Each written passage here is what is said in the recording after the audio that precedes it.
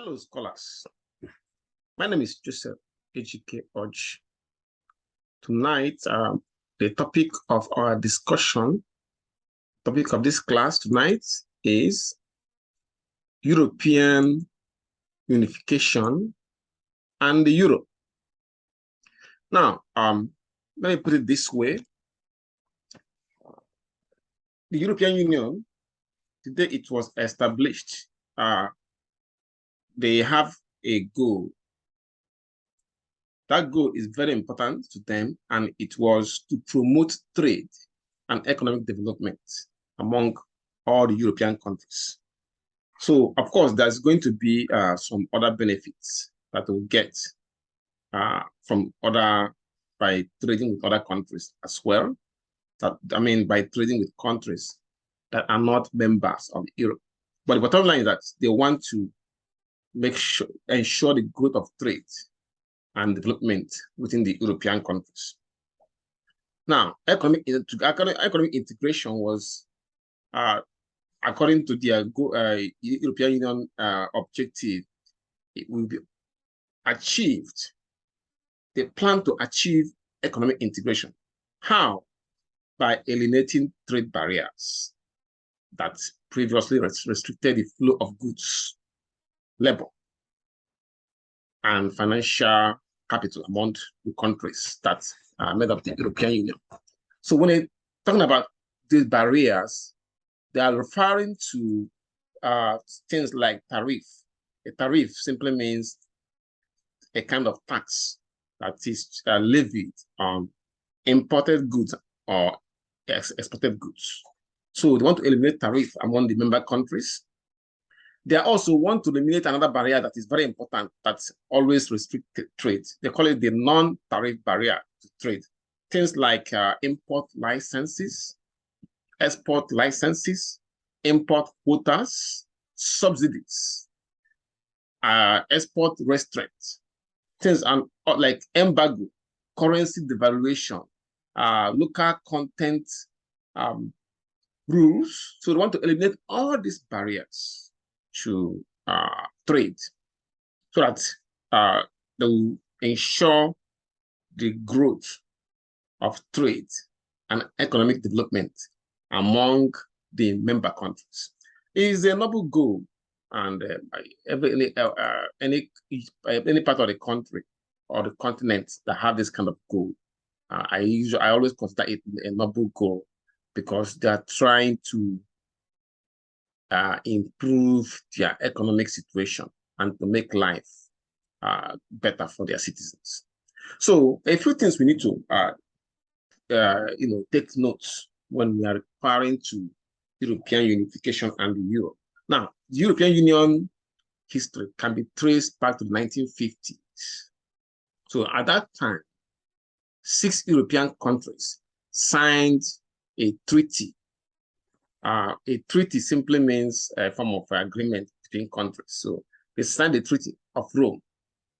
So that Treaty of Rome served as a foundation that established the European Economic Community in 1957. Eventually, the European Economic Community became known as the European Community in 1978. Make sure you're saying this. I believe you are. So now let us look at other developments that have occurred to the European community since the 1950s to the present day. Now, we cannot discuss that without taking a look at the Maastricht Treaty. So in late 1991, members of the European community, they met in a city called Maastricht. This city was located in the Netherlands. So their objective for that meeting was to draft a treaty. Like I explained a few minutes ago, a treaty simply means a formally concluded and ratified agreement between countries. Now, the resulting treaty, they call it the Treaty on European Union, and it was also given a nickname, Maastricht Treaty. It was signed by 12 European members in 1992. So the Maastricht Treaty, in turn, created the foundation for the establishment of the European Union, which provided for the convergence, for economic convergence, the fixing of member countries' exchange rates, and the planned introduction of a single currency that is called the euro. So the European member countries today, European Union countries today, there are 28 of them now, and I can see them in this table here. Make sure you're seeing this table. These are the member countries now of the European Union. On Czech Republic, Austria, United Kingdom, we have Netherlands, Belgium, all the way to Estonia. Now, eventually in 2016, United Kingdom left the European Union. I will come to that in a minute. Okay. Now, another key development is from that happened to the Union is the introduction, I would say, was the introduction of a monetary union called the European Monetary Union. Now, this began as a 12-member subset of the original 15-member of the European Union. Of course, it has now increased to 28. I believe that there are some countries that joined recently after the United Kingdom left, and more countries are aspired to join the Union. Anyway, so the monetary union that they introduced, they call it. I'll call it. Let me put it this way: the original 12 members, which is the subset of the 28 members of the union. So they established the European Monetary Union. Now, the European members, Denmark, Sweden, and United Kingdom, they did not join the monetary union. Now, under the monetary union, which they ratified at the meeting they had in Maastricht, Netherlands, which they call the Maastricht Treaty.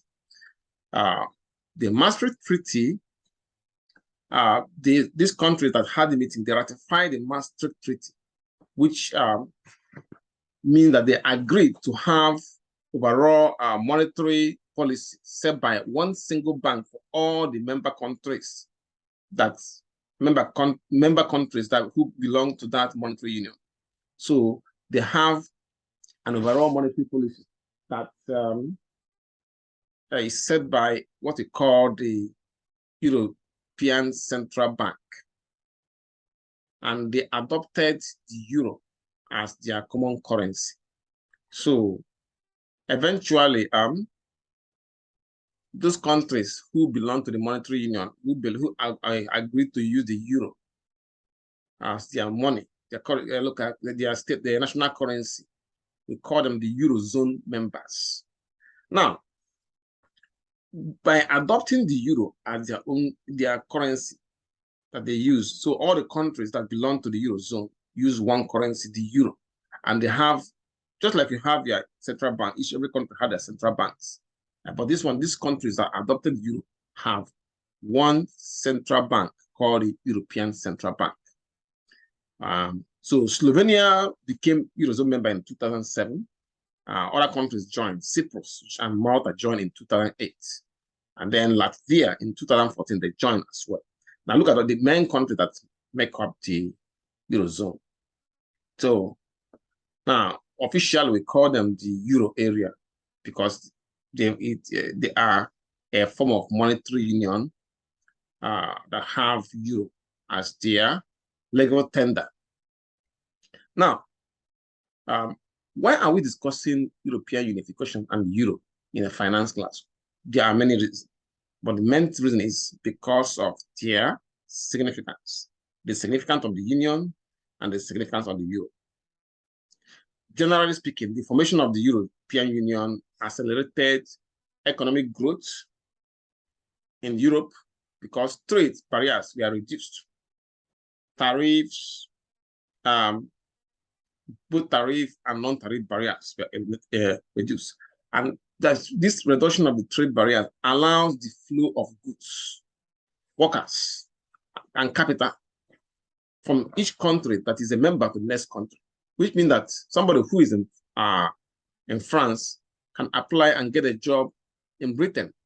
I mean, when Britain was, I will call it United Kingdom, when the UK was a member, which is not possible anymore. But one good thing about it is that there are some European countries that are not as well to do as the countries of the Western Europe. Countries like Latvia, Estonia, mainly Eastern European countries, whose economy are really struggling, can stay in their country and get a job in Western European countries like France, Germany, because there's a free movement of labor as a member of the union. So now the formation of that union became by forming that European Union and the Eurozone, the euro became the second largest reserve currency in the world after the US dollar. And the euro notes and coins came in circulation eventually in 2020 to 2002.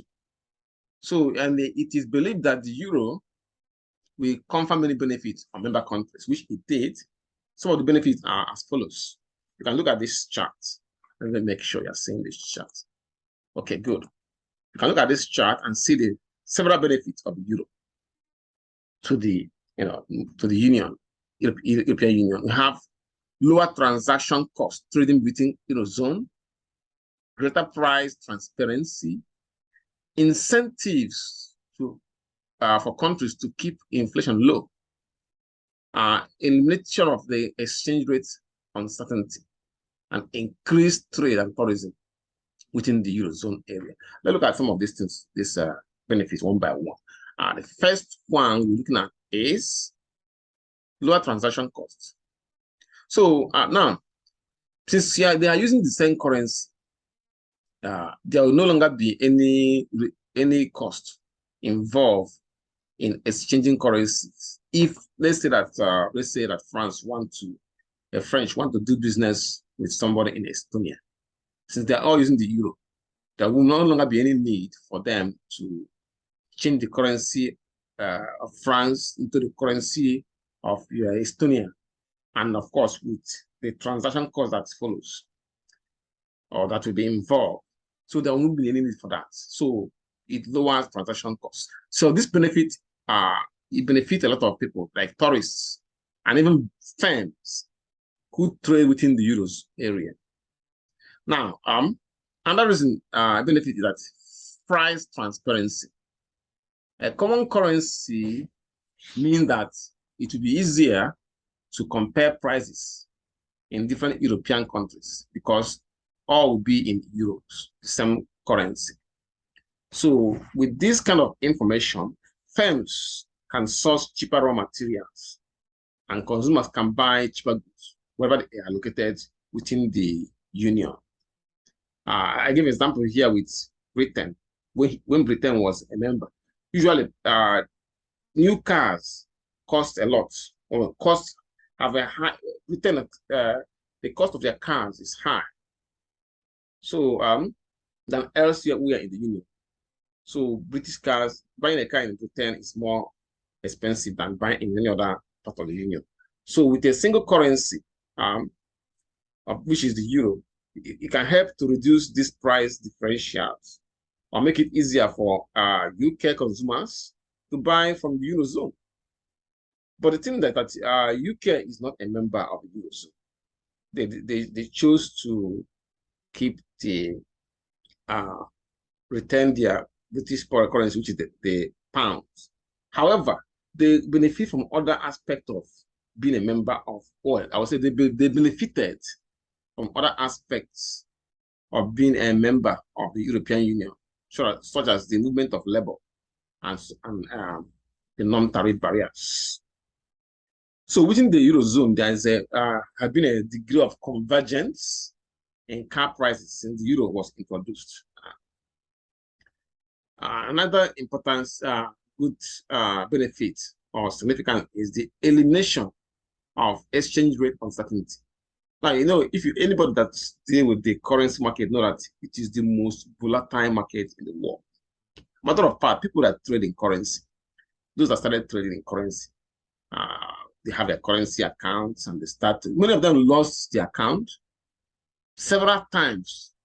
They fund the account, lose the whole money, fund it again, lose it, fund it, like some of them 5 times before they start making small consistency, because the market is so volatile. So that means that if the exchange rate is cheap, if their currency is cheap at this time, it will be expensive for you to buy import goods from.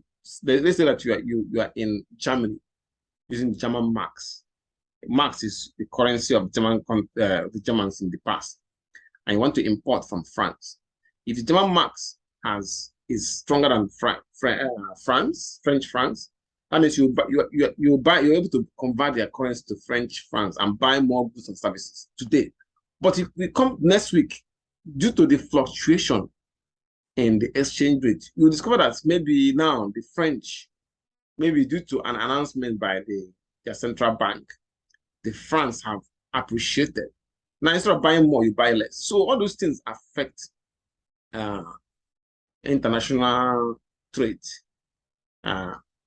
But with the use of one currency, this problem have been eliminated. So the volatile swings in the exchange rate can destroy profitability of exports if especially if a currency have a rapid appreciation. So this exchange rate uncertainty often undermine business confidence too, as well. So, but with a single currency, the business confidence should improve, leading to more trade and more economic growth. And there's no doubt that members of the European Union have enjoyed this a greater trade and economic growth since the formation of the Union. Then another one is improved trade. Supporters of the euro argue that greater price and cost transparency and no exchange rate means an encouragement of businesses to trade within the Eurozone area. Now, the fifth significant or benefit is improvement in inflation performance. Generally speaking, the European Central Bank is one single bank for the country, all the countries that belong to the Eurozone. So the European Central Bank sets the interest rates for the whole Eurozone area. It's about 19 countries. So now this bank is committed to keeping inflation low, which means that countries with that usually have high inflation benefit from this being a member of the Eurozone because of this greater inflationary discipline. And if you check the countries that are member of the Eurozone, they have really experienced a very low inflation. But this is, however, debatable because there are some countries outside the Euro that have maintained low inflation. And there even a country where low inflation is a problem, like a country like Japan, which have been facing deflation for many years. They are not members of the Eurozone, yet they have able to keep prices down. So arguably, the European Central Bank have concentrated too much. This is what some people are saying, that the European Central Bank have concentrated too much of their time on lowering the inflation to the detriment of growth and employment. Then, of course, next one is the inward investments. When we talk about inward investments, we are referring to the injection of money from an external source, maybe other countries, into a region in order to purchase capital goods and then for a branch of a corporation to locate or develop in its presence in the region. So two things, either that there's an injection of capital or money from an external source into a region. That means businesses or firms in a foreign country, investing or engaging in trade with countries in a union like the European Union, or a branch of a corporation or different corporation are locating their offices inside an economic union like the European Union.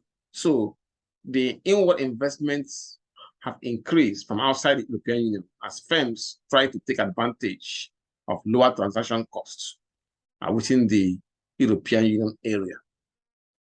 And finally, there's benefits to the financial sector. Yes, of course, there's going to be benefits because using one single currency have reduced the cost of trading things like bonds within the union, things like equity or banking assets within the union. So that euro, single currency, have reduced the trading costs.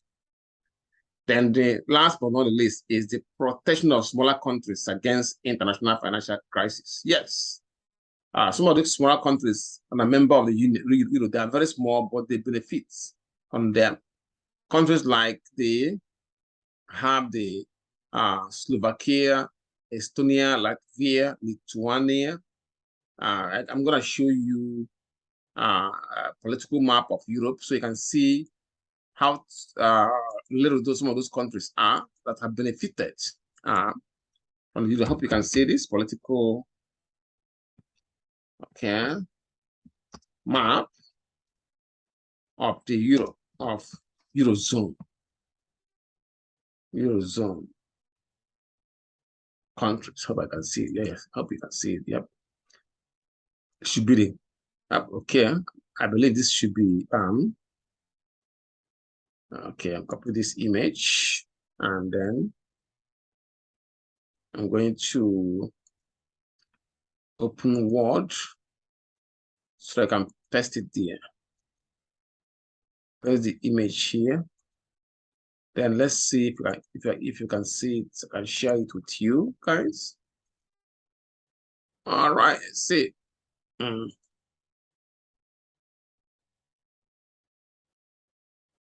You can see I'm good for Estonia. You can see Estonia right here, but it's tiny. You can see Latvia, Lithuania. See? Now, very tiny countries. Well, I mean, compared to other countries in the Eurozone area. So they enjoy protection from against international financial crisis, which often affects them because they have limited reserves. So you can see why I'm discussing European unification and Europe in a finance class, because it has to do with trade, improving trade, and also economic growth among the member countries. Improving trade, finance have a lot to do with trade. Finance is about how fund is made, right, and how fund is used. Fund management. So in my next lecture, we'll be looking at the currency markets and exchange rates. For now, this is the end of our lecture tonight. I hope you enjoyed the lecture, and if you do, or if you did, don't forget to subscribe to my channel. Thank you, and I will see you in my next lecture. Okay? Good night.